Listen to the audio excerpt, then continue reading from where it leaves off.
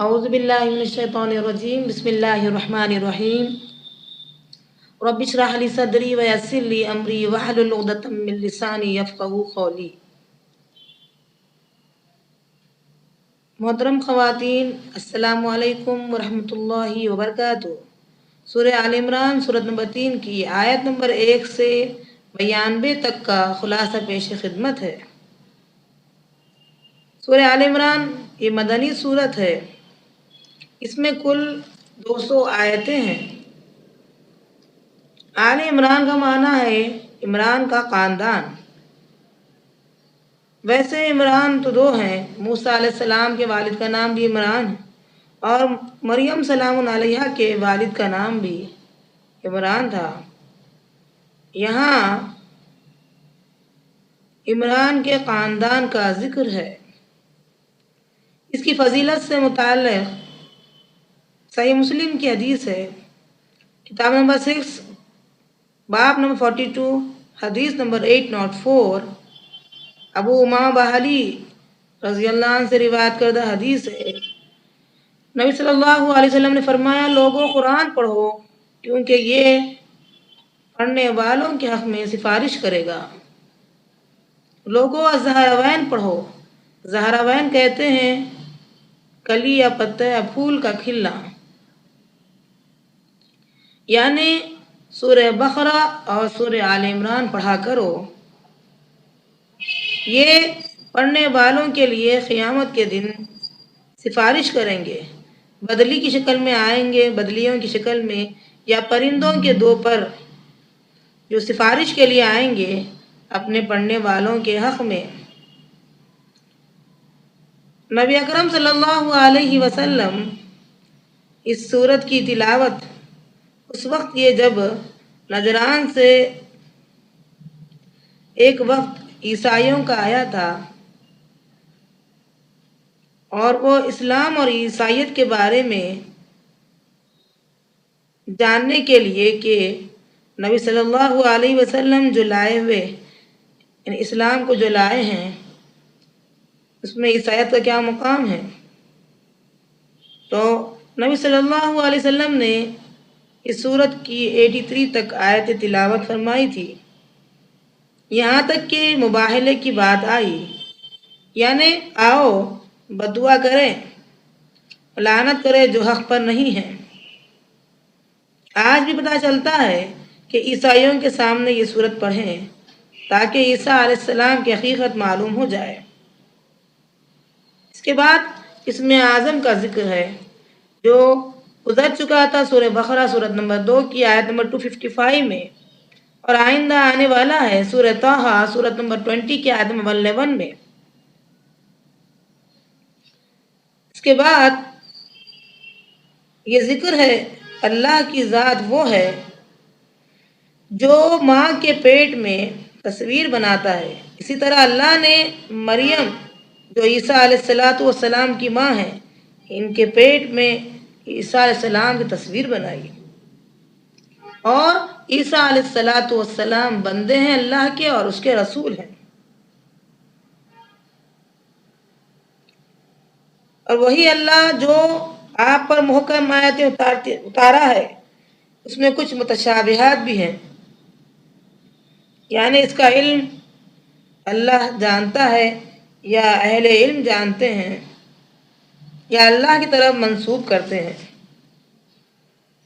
اس میں یہ دعا مانگی گئی کہ اللہ ہدایت سے ہمارے دلوں کو مت پھیر۔ بیچ میں تذکرہ آیا ہے جنگ بدر کا۔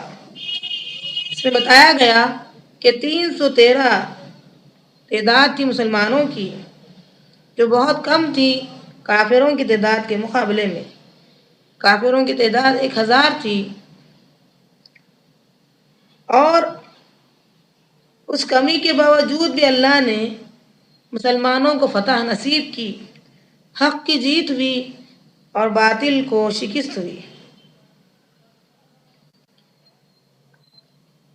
اس کے بعد تذکرہ ہو رہا ہے دنیاوی سر و سامان کا تذکرہ کہ لوگوں کی حالت کیا ہے، ان کے دلوں میں خاص طور سے دنیاوی محبت میں عورت کی محبت، بچوں کی محبت، بہترین گھوڑوں کی محبت، چوپاؤں کی محبت، کھیتی کی محبت اچھی بنا دی گئی۔ یہ دنیاوی زندگی ہے، اور جنت بہترین جگہ، ہمیشہ رہنے والی جگہ ہے۔ بے شک دین اللہ کی یہاں اسلام ہی ہے۔ تمام انبیاء اسی اسلام کی دعوت دی ہے، ایک اللہ کی عبادت کی دعوت دی ہے۔ اب تذکرہ ہو رہا ہے کہ مکمل شکل میں نبی صلی اللہ علیہ وسلم نے دین کی دعوت دی۔ آیت نمبر 19 میں اس کا ذکر ہے۔ کے بعد یہ بتایا گیا ہے کہ جنہوں نے انکار کیا اور نبیوں کا قتل کیا، نبی صلی اللہ علیہ وسلم انہیں دردناک عذاب کے بارے میں بتلا دی تھی۔ پھر کہا جا رہا ہے کہ اللہ بادشاہوں کا بادشاہ، تو جس کو چاہے بادشاہت دے، جس کو چاہے عزت دے، جس کو چاہے ذلیل کر دے، تمام بھلائی تیرے ہاتھ میں ہے۔ یہاں اللہ کی طاقت کے بارے میں بتایا جا رہا ہے۔ نبی صلی اللہ علیہ وسلم سے محبت جو دعویٰ رکھتے ہیں، ان سے کہا جا رہا ہے نبی صلی اللہ علیہ وسلم آپ کہہ دیجئے محبت اگر ہے تو میری اتباع کرو۔ اگر نبی کہتے ہیں نماز پڑھو تو پڑھو، زکوٰۃ دو تو دو، یتیموں کا خیال رکھو تو یتیموں کا خیال رکھو، بیواؤں اور مساکین کا خیال رکھو تو رکھو، زنا مت کرو تو مت کرو، سودی کاروبار مت کرو تو مت کرو۔ اصل چیز اتباع ہے۔ جو اللہ سے محبت کرتا ہے وہ اتباع کرتا ہے، اللہ اسے گناہ معاف فرماتا ہے۔ آج ہماری حالت یہ ہے کہ ہم نبی کی اتباع سے بہت دور ہے۔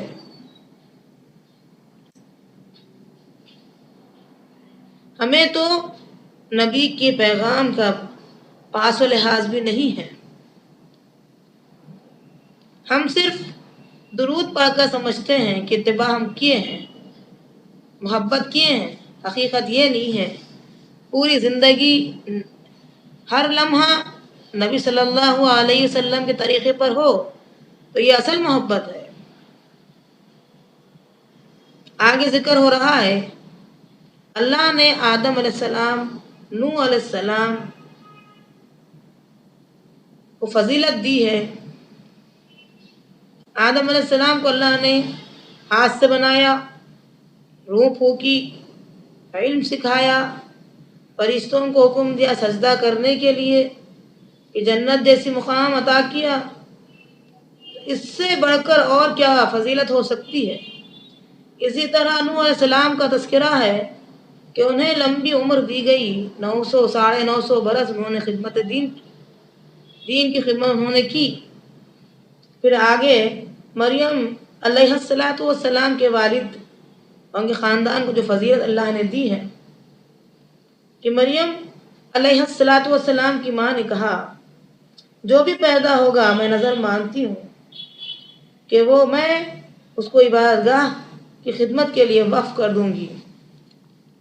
ان کا نام جو پیدا ہوئی مریم رکھا گیا، چونکہ نظر مانی گئی تھی اس لیے وقف کر دی گئی۔ مسجد کے کنارے محراب میں زکریا علیہ السلام کی حفاظت میں ایک بار زکریا علیہ السلام نے بے موسم پھل دیکھا مریم کے پاس تو کہا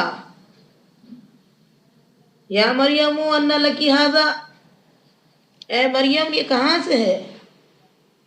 سرما کا پھل گرما میں، گرما کا پھل سرما میں؟ کہنے لگی اللہ کی طرف سے ہے۔ انہوں نے سوچا، یعنی زکریا نے یہ سوچا علیہ السلام کہ جب بے موسم پھل مریم کو اللہ کھلاتا ہے تو میری بیوی جو بانجھ ہے مجھے بھی وہ اولاد دے سکتا ہے، کیونکہ وہ اولاد والے نہیں تھے۔ انہوں نے نیک اولاد کی دعا مانگی اور رب سے مانگا، یہ بہت طلب بات ہے، رب سے مانگا تو رب نے ان کی دعا سنی اور انہیں نیک اولاد عطا کی۔ آگے تذکرہ ہو رہا ہے کہ مریم علیہ السلام کو اللہ نے بیٹے کی خوشخبری دی، عیسیٰ علیہ السلام کو پیدا کیا۔ کہا مریم سلام علیہا نے، اے رب مجھے کسی انسان نے چھوا ہی نہیں، مجھے کیسے بیٹا ہوگا؟ نہ تو میں نے شادی کی ہے، نہ تو زنا کیا ہے۔ دیکھیے عورت عزت کی طرف سے دفاع کی، ایک عورت وہ ہوتی ہے اس کا زیور حیا ہے، وہ اپنے اوپر اٹھنے والے اعتراضات کا جواب دے۔ لیکن آج کی عورت تو بے عزت ہو گئی ہے۔ اللہ نے کہا کن ہو جا تو ہو جا۔ چند چیزیں اس سے متعلق بیان کرنا چاہوں گی کہ اللہ نے آدم علیہ السلام کو اپنے ہاتھ سے بنایا، روح پھونکی۔ اب یہ بتائیے کہ حوا علیہ السلام کو اللہ نے کس سے پیدا کیا؟ مرد سے پیدا کیا، بغیر ماں کے پیدا کیا۔ یہاں کسی کو اعتراض نہیں ہے۔ اسی طریقے سے آدم علیہ السلام پر بھی کسی کو اعتراض نہیں ہے۔ اعتراض آیا تو عیسیٰ علیہ السلام کی ماں پر کہ بغیر باپ کے کیسے پیدا ہوئے۔ بغیر تخلیق اللہ نے کی، ماں باپ کے کی۔ تو اللہ کی طاقت کا یہاں ذکر ہو رہا ہے۔ اللہ جیسے چاہے، جب چاہے، جو چاہے پیدا فرما دے۔ یہ اللہ کی طاقت والی بات ہے۔ عیسیٰ علیہ السلام کو اللہ نے سے نشانیاں دی، بچپن میں بات کرنے کی طاقت اللہ نے دی۔ پھر اللہ نے عیسیٰ علیہ السلام سے ان کے لیے ایک نشانی یہ دی کہ وہ کہتے ہیں میں نے پرندہ بنایا اور اللہ کے حکم سے اس میں روح پھونکی۔ یہاں اہم بات یہ ہے کہ ہر کام پر بِإِذْنِ اللہ کا ورڈ آیا، اللہ کے حکم سے۔ کوڑی اور اندھے کو ٹھیک کیا اللہ کے حکم سے، مردے کو زندہ کیا اللہ کے حکم سے۔ عیسیٰ علیہ السلام نے کہا میں جو تم کھاتے ہو بتاتا ہوں اللہ کے حکم سے، جو کچھ تمہارے گھر میں جمع کیا گیا ہے میں بتاتا ہوں اللہ کے حکم سے۔ تو یہ عیسیٰ علیہ السلام کا کمال نہیں ہے، کمال تو اس کا ہے جس نے عیسیٰ علیہ السلام کو کمال عطا کیا، اس رب کا کمال ہے۔ پھر آگے ذکر ہے، دعوت دی انہوں نے لوگوں کو کہ اللہ سے ڈرو اور میری اتباع کرو، میرا اور تمہارا رب صرف ایک اللہ ہے۔ اگر تعجب کی بات ہوتی کہ عیسیٰ علیہ السلام بغیر باپ کے پیدا ہوئے تو اس سے زیادہ تعجب کی بات یہاں آدم علیہ السلام کی ہونی چاہیے جو بغیر ماں باپ کے پیدا ہوئے۔ یہ غور طلب بات ہے۔ پھر آگے آ رہا ہے، جو کوئی یہ یعنی مباہلے کی بات آ رہی ہے، مباہلے کی صورت آ گئی ہے یہاں کہ حجت بازی کرے، بعد اس کے کہ علم آ چکا ہے تو آؤ ٹھیک ہے بدعا کریں جو حق پر نہیں ہے۔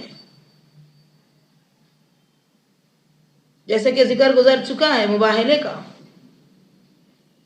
اس کے بعد تیسری تقریر شروع ہوئی ہے کہ ایک اللہ کو مانو. آؤ آیت نمبر 64 تعالوا الی کلمۃ سواء بیننا وبینکم، ایک کلمے کی طرف آؤ، تمہارا ہمارا ایک اللہ ہے کہ ہم اللہ کے علاوہ کسی کی بات نہیں کریں گے، انیک بن جائیں گے. اور کہا گیا میری اتباع کرو. اس کے بعد ذکر آ رہا ہے ابراہیم علیہ السلام کا کہ وہ نہ تو یہودی تھے اور نہ ہی نصارا، بلکہ پکے اور سچے مسلم تھے. آگے ذکر آ رہا ہے آیت نمبر 85 میں وَمَن يَبْتَغِي غَيْرَ الْإِسْلَامِ دِينًا فَلَن يُقْبَلَ مِنْهُ، جو کوئی اسلام کے علاوہ کسی اور دین کو پسند کرے گا وہ اللہ کے ہاں وہ دین پسندیدہ نہیں ہے، اور آخرت میں اس کا جو ہے نقصان اٹھانے والوں میں سے ہوگا، گھاٹا پانے والوں میں سے وہ ہوگا. اور جو اسلام کی حالت میں نہیں مرا اس پر اللہ اس کے رسول کی لعنت ہے. کافروں کو جہنم میں ڈالا جائے گا. اب یہ کافر اگر قیامت کے دن زمین بھر بھر کا سونا دیں لیکن وہاں کوئی مددگار نہیں پائیں گے تاکہ اللہ انہیں اس جگہ سے ہٹا لے، اس کے بدلے میں فدیہ دے کر چھوٹنا چاہیں گے، زمین بھر کا سونا دے کر چھوٹنا چاہیں گے، چھوٹ نہیں سکتے. اس کے بعد تذکرہ ہو رہا ہے لن تنالوا البر حتی تنفقوا مما تحبون الآخر، یعنی نیکی کے اس معیار کو تم نہیں پہنچ سکتے جب تک کہ اپنے پسندیدہ مال اللہ کی راہ میں خرچ نہ کرو. محبوب مال کو جب تک اللہ کی راہ میں نہ دو گے نیکی کے معیار کو نہیں حاصل کرو گے، نہیں پاؤ گے. چنانچہ ضمن نے بخاری کی حدیث لیتے ہیں کتاب نمبر 65 حدیث نمبر 4554، اس میں بتایا گیا ہے کہ ابو طلحہ رضی اللہ عنہ، ابو طلحہ انصاری رضی اللہ عنہ نے اپنا پسندیدہ باغ اللہ کے راستے میں دے دیا، اللہ کے لیے دے دیا. تو نبی صلی اللہ علیہ وسلم نے فرمایا یہ تو بہترین مال ہے جو اللہ کی راہ میں خرچ کر دیا گیا ہے، دے دیا گیا ہے. غورطلب بات ہے کہ صحابہ جب بھی کوئی آیت نازل ہوتی تو جنت کے حاصل کرنے میں اتنے آگے رہتے تھے، پسندیدہ شے بھی اللہ کے راہ میں اسی وقت دے دیتے تھے. اللہ تعالیٰ سے دعا ہے اللہ تعالیٰ ہم تمام کو صحابہ جیسے عمل کی توفیق عطا فرما، سنتے ہی عمل کی توفیق عطا فرما، اور جو کچھ ان تمام آیات سے ہمیں پتہ چلا ہے صحیح عمل کی توفیق عطا فرما. وصلی اللہ علی خیر خلقہ وعلی آلہ وصحبہ اجمعین. السلام علیکم ورحمۃ اللہ وبرکاتہ.